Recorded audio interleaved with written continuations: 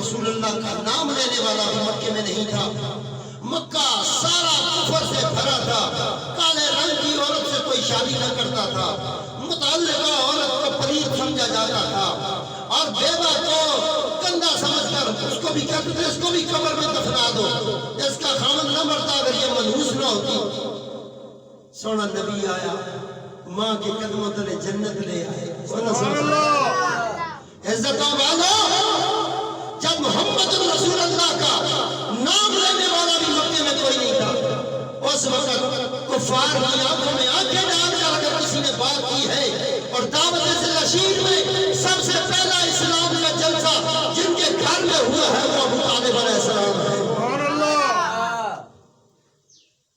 اس لیے ہمیں کسی مولوی سے نہ، ہم تو ایسی روایت نہیں لیتے، ہم کوئی ایسی روایت نہیں لیتے. خدا کی قسم اگر کوئی بڑے سے بڑا محدث بھی لے آؤ کہ فلاں محدث نے لکھی ہے اور ہو گستاخی رسول اللہ کے گھر کی، خدا کی قسم ڈنڈے کی چوٹ